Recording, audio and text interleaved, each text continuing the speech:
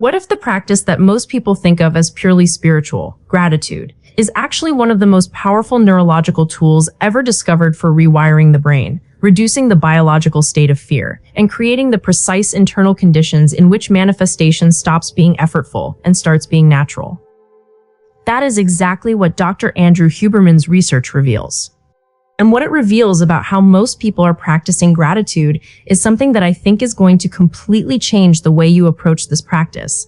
Because the version of gratitude that most people are doing, the version that appears in almost every self-help book and morning routine recommendation, is significantly less neurologically effective than what the science actually points toward. I want to be honest about something before we go any further. I practiced gratitude for years before I understood what the research actually said about it. I kept the journal. I wrote the lists. I consciously directed my attention toward appreciation for what I already had: my health, my relationships, the roof over my head, the financial stability I had built through years of work in the financial world. And it helped. I want to be clear about that. It was not without benefit. But the kind of deep, lasting, genuinely transformative shift in my neural wiring and my emotional baseline that the research describes, that was not what I was experiencing.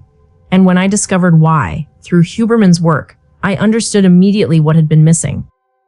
The brain is extraordinarily sophisticated, and one of the things it is most sophisticated about is detecting authenticity. You cannot consciously override a genuine physiological experience simply by telling yourself a different story about it. Think about someone who genuinely dislikes a particular food, but eats it anyway because they know it is nutritious. They can tell themselves it is delicious.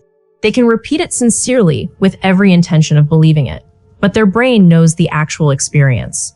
And that knowledge, that gap between what is being consciously stated and what is genuinely being felt, is precisely what limits the neurological impact of the practice. Gratitude works the same way. When you sit down to write your gratitude list and you are genuinely, physiologically, authentically moved by what you are writing, when the appreciation is real and the emotion is genuine, something important is happening in your brain.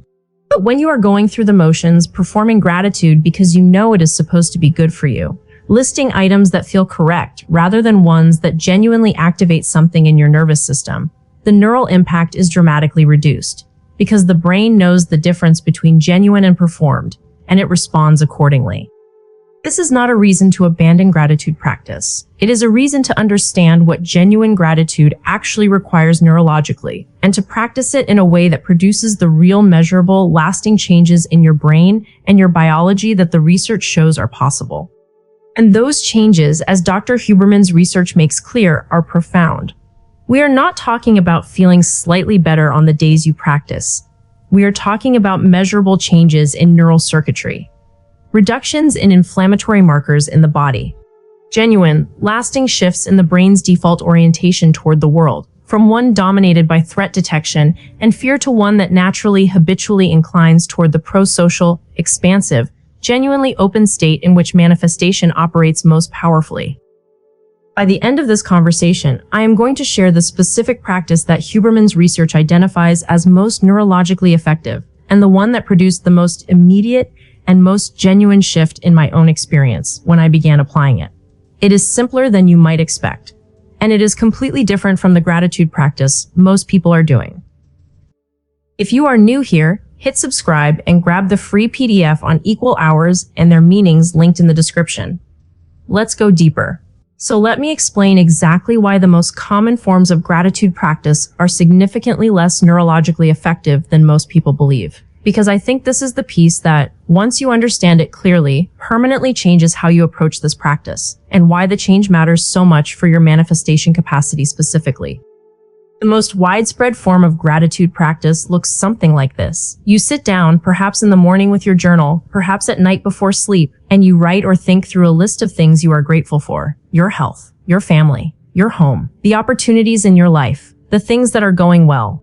And you try, as sincerely as you can, to genuinely feel appreciation for each of those things as you move through the list. This practice has real value. I want to be clear about that before I explain its limitations. The conscious redirection of attention toward what is working rather than what is not working has genuine benefit. And for someone who has never practiced any form of intentional appreciation, even this version can produce meaningful shifts in mood and perspective. But here is what the neuroscience shows about its limitations. When you are generating gratitude consciously, when you are actively trying to feel appreciation for things on a list, the brain is engaging primarily the cognitive, analytical layers of processing. You are thinking about gratitude rather than experiencing it. And thinking about an emotion and genuinely experiencing it are two very different neurological events, with very different impacts on your neural circuitry and your body chemistry. The prefrontal cortex, the area of the brain most associated with the kind of genuine pro-social activation that real gratitude produces, does not respond as powerfully to consciously generated, top-down appreciation as it does to genuine, bottom-up emotional experience. In other words, telling yourself to feel grateful activates different neural pathways than actually feeling grateful in response to something that genuinely moves you. And here is the specific discovery from Huberman's research that I find most surprising and most immediately useful. Of all the forms of gratitude that researchers have studied, the one that produces the most powerful and most lasting neural changes is not expressing gratitude. It is receiving it. When you are genuinely thanked, when someone expresses authentic, heartfelt appreciation for something you did that mattered to them, the neural activation that occurs is measurably more powerful than what happens when you are the one expressing appreciation. The circuits associated with pro-social behavior, with genuine connection, with the expansive open state that is neurologically incompatible with fear and scarcity, they light up more completely, more deeply, and with more lasting effect when you are on the receiving end of genuine gratitude than when you are the one generating it. There is a specific study that illustrates this beautifully. Researchers asked colleagues to write genuine letters of appreciation to a coworker, real, heartfelt expressions of gratitude for something that person had done that genuinely mattered to them. Then both the writer and the recipient sat together while researchers mapped their brain activity as the letter was read aloud. The results were striking. The neural changes in the person receiving the letter, the activation of the prefrontal networks associated with genuine pro-social states, the measurable shift away from threat detection and toward openness and connection were significantly more powerful than those in the person who had written it. Receiving genuine gratitude produced deeper, more lasting neural change than expressing it.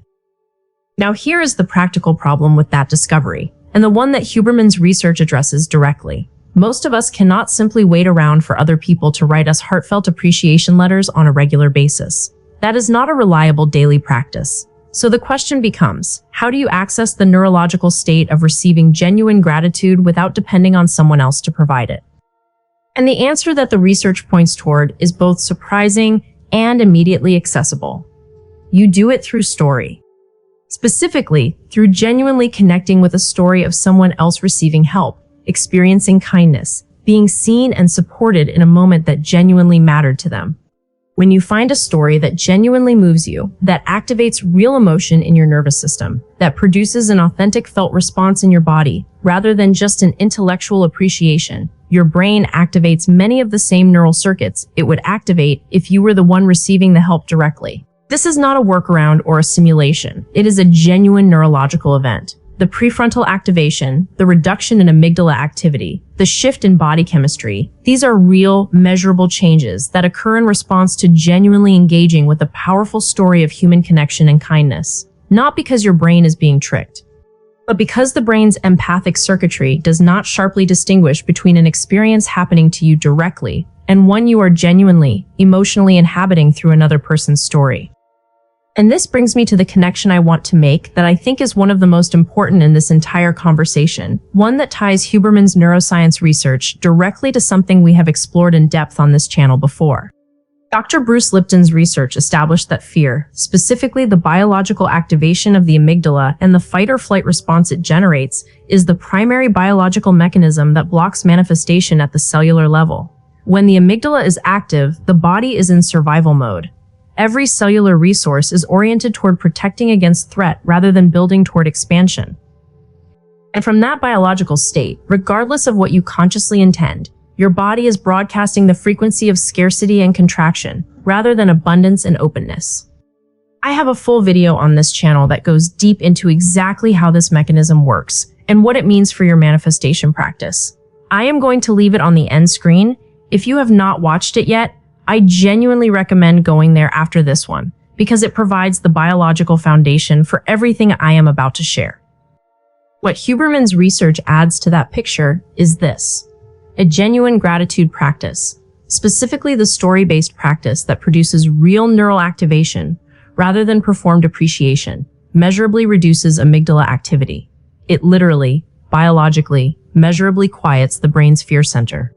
And in doing so, it removes the primary biological obstacle between your conscious intention and its physical manifestation. This is why gratitude is not just a spiritual recommendation or a feel-good practice. It is, when done correctly, one of the most direct and most scientifically validated interventions available for creating the biological conditions in which manifestation actually works.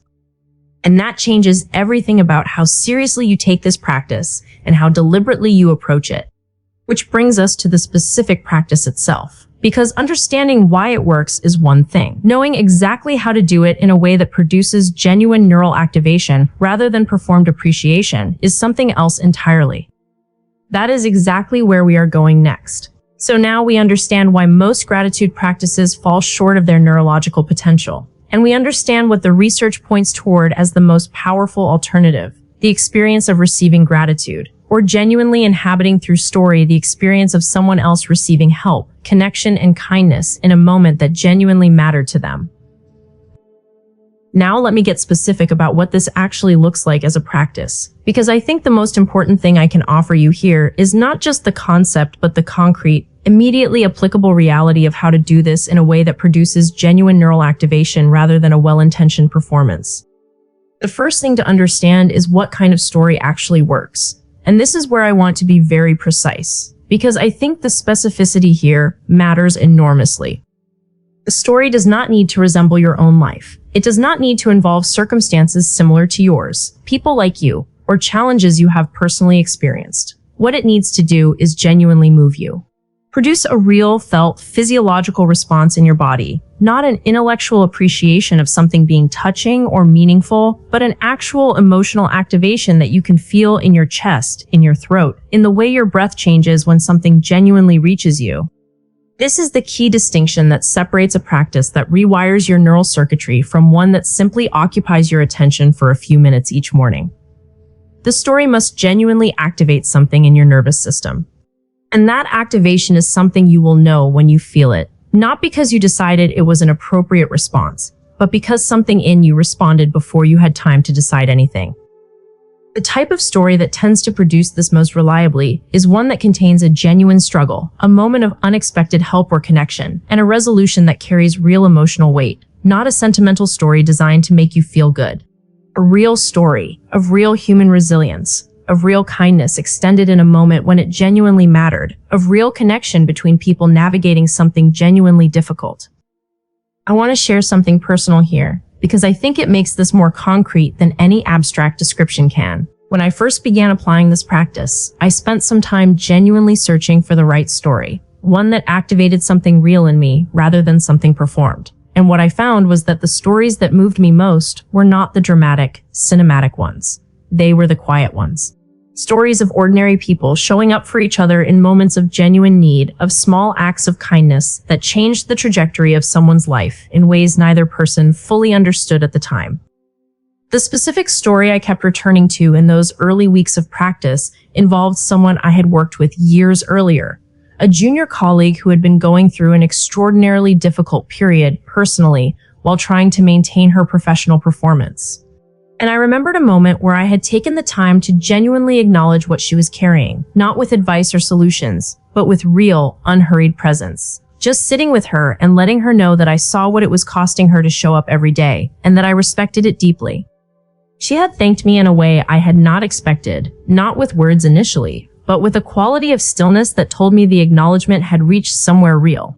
And returning to that memory, genuinely inhabiting it, feeling again what it had felt like to be in that moment, to witness the shift in her when she felt genuinely seen, produced something in my nervous system that my gratitude journal had never quite reached. That is what genuine neural activation feels like from the inside, not the warm, pleasant feeling of consciously appreciating something more immediate, more physical, more arriving before you decided quality that tells you something real just happened in your nervous system. Now here is the practical structure of the practice itself. And I want to emphasize what Huberman's research makes very clear, This does not need to be a long practice. 1 to 3 minutes of genuine neural activation produces more measurable neurological benefit than 30 minutes of performed appreciation. Brevity combined with genuine activation is the formula, not duration. Step 1 is to find your story.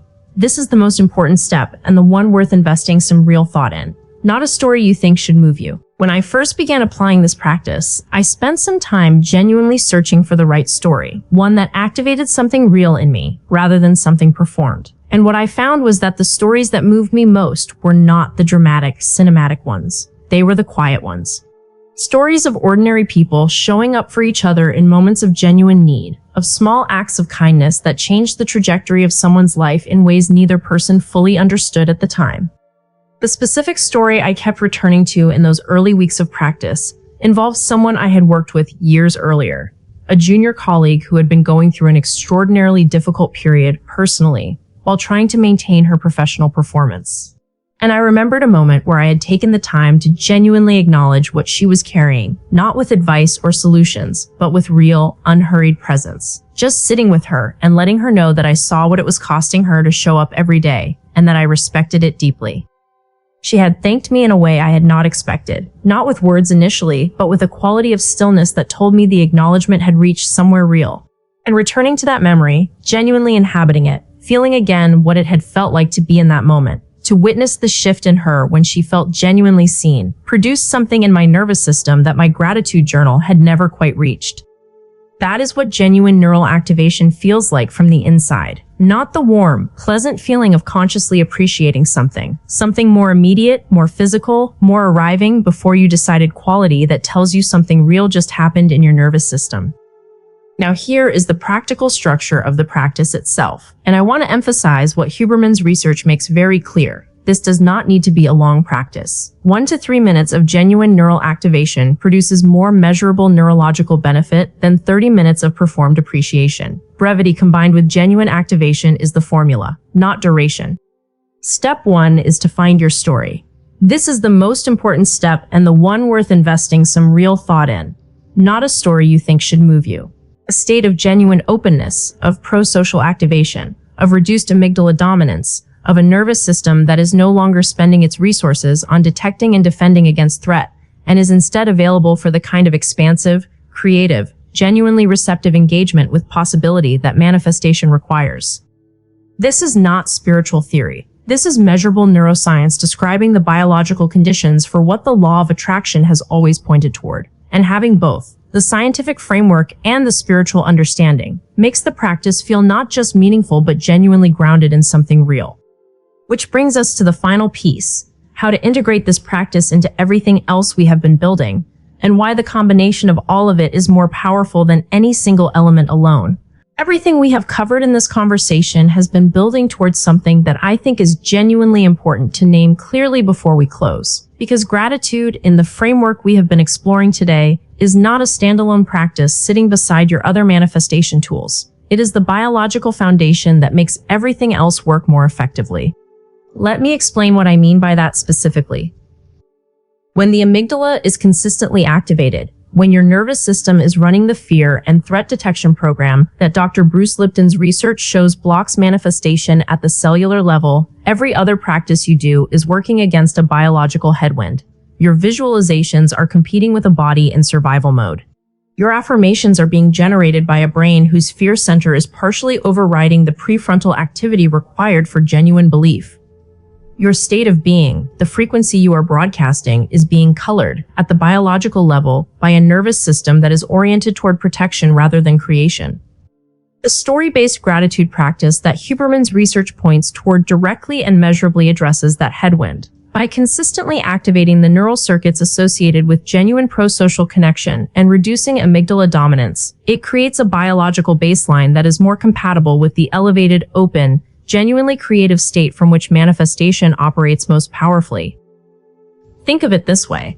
Everything else we have talked about on this channel, the breathwork that activates the parasympathetic nervous system, the hypnagogic state practice before sleep, the deliberate direction of energy toward what you want to grow, the inhabited identity of the person who already lives your desired financial reality, All of those practices work better, more deeply, and more consistently from a nervous system whose default orientation is genuinely open rather than chronically contracted. And this gratitude practice, done correctly with genuine neural activation rather than performed appreciation, is one of the most direct and most scientifically validated ways to shift that default orientation at the biological level. So here is how I integrate this into my own daily practice. And I want to share this concretely because I think the specific sequence matters. I begin with breathwork. Just a few minutes of deliberate, conscious breathing that activates the parasympathetic nervous system and begins to quiet the background noise of the sympathetic activation that most of us carry from the moment we wake up. This creates a slightly more receptive biological state before anything else happens. From that slightly more open state, I move into the gratitude practice. I open my brief notes, the bullet points I wrote about my anchor story, and I take 60 to 90 seconds to genuinely inhabit the emotional experience they point toward. Not to think about it. To feel it. To let my nervous system respond to it the way it responds to genuine human connection and kindness. And from that state, with my amygdala quieter, my prefrontal cortex more active, my nervous system more genuinely open than it was 2 minutes earlier, I move into my visualization and identity work, inhabiting the felt sense of the financial reality I am building, not performing it from the outside. Living it from the inside, from a biological state that is far more compatible with genuine neural reprogramming than the one I started with. The entire sequence takes between 10 and 15 minutes. And the difference between doing the visualization and identity work from this prepared biological state versus doing it cold, without the breathwork and gratitude practice creating the neurological foundation first, is not subtle. It is the difference between planting seeds in prepared, nourished soil versus dropping them onto concrete and hoping for the best.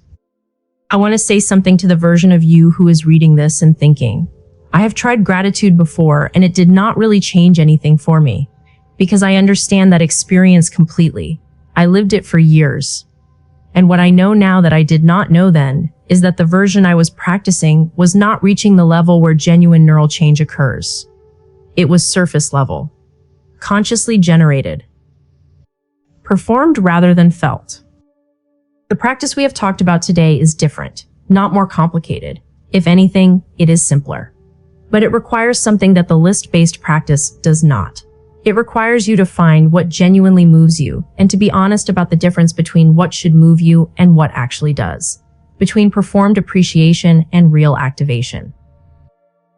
That honesty is the whole practice. Everything else follows from it. Find the story that actually reaches you. Make your brief notes. Return to it regularly. Let your nervous system do what it does when something genuinely touches it. And then, from that quieter, more open, more genuinely receptive biological state, bring everything else you are building toward into that space. Because the law of attraction has always pointed toward a truth that neuroscience is now confirming from a completely different direction. The state you are in determines what you can create.